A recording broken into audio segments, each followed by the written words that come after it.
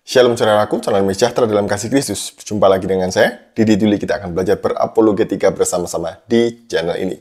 Masih review mengenai debat Pak Esra Soru dengan Pak Budi Asali melawan Godondi dan juga Umar. Ada hal menarik ya yang terjadi ketika debat ini berlangsung, di mana Donditan dan juga Umar ngeyel bahwa Mika 5 ayat 2 ini nubuatan untuk Rut.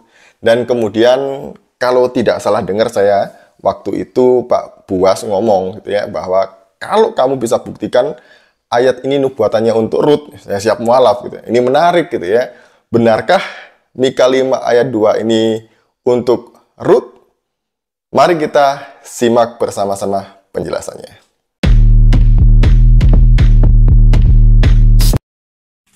Nih, sekian banyak nih Pak yang harus saya jelaskan nih. Untuk Mika 5 ayat 2 nih. Ya. Saya secara cepat aja Pak ya. Nanti kalau Bapak mau diskusi sama saya berdua boleh. Nanti kalau Bapak sadar saya nggak bilang-bilang dulu nggak apa-apa. Oke. Ini pengantar nih Pak, Mika 5 ayat 2 nih. Di TB, Matius 2 ayat 1, 5 dan 6. Sesudah Yesus dilahirkan di Bethlehem, dalam tanda saya garis bawahi Pak ya. Ayat 5, mereka berkata kepadanya, di Bethlehem. Ayat 6, engkau Bethlehem. Semua menulis kata Bethlehem sebagai nama kota.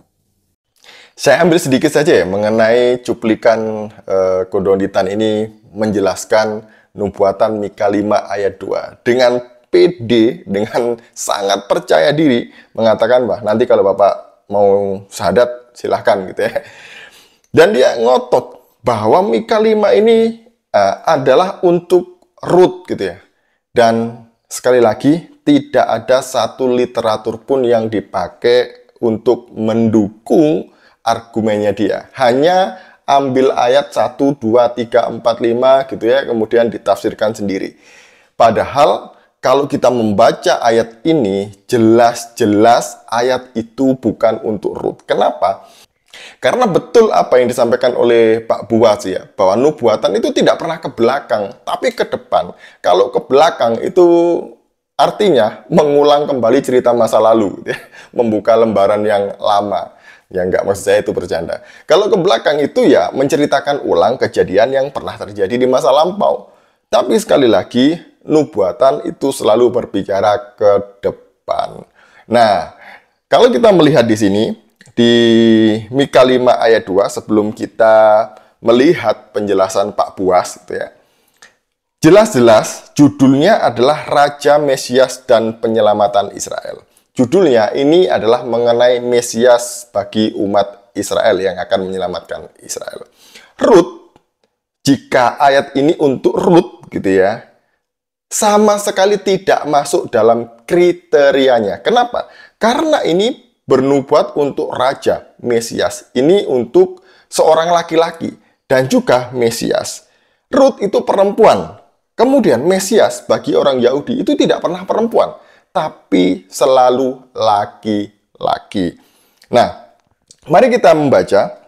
Tetapi engkau, hai Bethlehem Efratah, hai yang terkecil di antara kaum-kaum Yudea, daripadamu akan bangkit bagiku seorang yang akan memerintah Israel, yang permulaannya sudah sejak purbakala, sejak dahulu kala. Jadi ini sebenarnya berbicara tentang siapa? Apakah Rut keberadaannya sudah sejak purbakala? Aduh, ini ngaco ya. Apakah Rut ini juga seorang pemerintah, penguasa? Bukan. Rut ini kan istrinya dari Boas ya. Rut ini adalah nenek buyutnya Daud. Nah, mari kita buktikan Rut ini hidup tahun berapa. Cukup satu buku saja untuk menjawab apa yang disampaikan oleh Godonditan ini ya. Ini buku yang pasti dimiliki oleh anak mahasiswa teologi semester pertama. Survei Perjanjian Lama. Buku saya pertama kali kuliah ini, saya beli ini ya. Nah, kita lihat di sini, di halaman 294, Rut itu ternyata hidup di abad ke-12 sebelum Masehi. Sekitar tahun 1200 sebelum Masehi. Nah, Daud itu hidup sekitar tahun 1000 Masehi. Jaraknya 200 tahun ya dengan nenek buyutnya ini. Nah, kapan Mika hidup? Masih di buku ini, gitu ya. Di buku ini dijelaskan bahwa Mika itu ternyata hidup dan bernubuat sekitar tahun 800 sampai 700 sebelum Masehi. Itu artinya betul apa yang disampaikan Pak Buas, nanti yang saya akan sampaikan itu ya.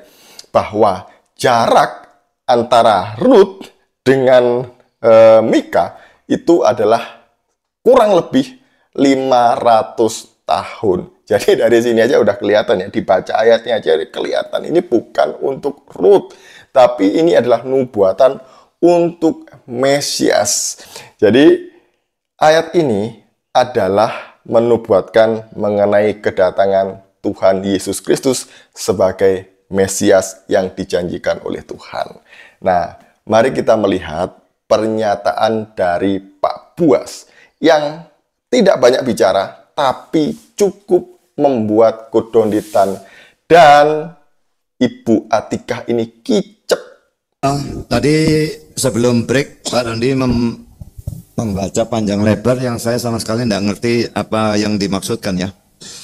Tapi menurut saya Alkitab ini mau dibaca dari sini ke sini atau dari belakang ke depan atau mau dibolak-balik begini, tidak akan mungkin membuktikan bahwa Mika pasal 5 ayat 2 itu pengenapannya adalah Rut. Karena Rut itu 500 tahun sebelumnya Nabi Mika. Nubuat tidak pernah menunjuk ke belakang. Dan juga tadi sudah saya katakan itu semua bentuk maskulin. Bagaimana mungkin maskulin menunjuk pada Rut? Lalu dikatakan penguasa. Kapan Rut dari penguasa? Lalu juga permulaannya sejak dunia belum dijadikan atau apapun. Bagaimana itu bisa berlaku untuk Rut? Iya. Semuanya mustahil. Eng gagal maning deh. Jadi itu ya. Nah, setelah gagal dan kemudian dia merasa bahwa apa yang disampaikan ini salah, dia mulai kebingungan. Ini videonya. Tadi Pak Budi mengatakan Mika sama Rut ya Pak ya? Duluan mana gitu ya? Betul nggak Pak? Duluan mana Pak Mika sama Rut Pak? Rut itu nenek moyangnya Daud. Iya, duluan mana Pak Mika sama Daud? 1000 tahun sebelum Masehi. Sedangkan Mika itu 700 sebelum Masehi. Rut berapa Pak? Daud saja 1000 tahun sebelum Masehi. Mika itu 700 sebelum Masehi. Jadi Daud saja jauh lebih dulu daripada Mika. Lah Rut ini nenek moyangnya Daud. Nenek buyutnya kalau saya tidak salah. Jadi mungkin sekitar 1100 1200 sebelum Masehi. Berarti sekitar 4 atau 5 abad sebelum Mika. Rut di tahun? Ditulisnya.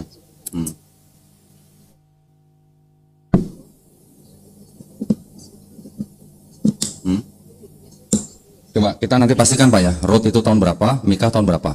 Kalau Bapak bilang Rut di abad ke-8 sebelum Masehi betul. Kalau yang Rut saya lagi pastikan. Yang Mika ya sorry. Jadi bagaimana? Mau percaya saya sebagai seorang Kristen, sebagai seorang teolog, pengajar dan juga gembala? Mau percaya Pak Esra Soru? Mau percaya Pak Buas? Percaya Alkitab tidak pernah salah?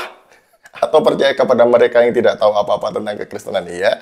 Mereka hanya taunya, comot-comot ayat kemudian ditafsirkan seenak jidatnya sendiri gitu ya. Oh ini untuk ini untuk ini. Padahal mereka tidak tahu kronologis waktunya itu ya. Padahal mereka tidak tahu mengenai teks dan konteksnya. Makanya kalau nggak tahu, mending diem aja. Bahas agama sendiri, agama baru itu lebih menarik gitu ya. Dan itu lebih baik daripada masih mengotak-atik Alkitab. Sekian dari saya. Shalom. Salam waras, Tuhan Yesus memberkati kita semuanya.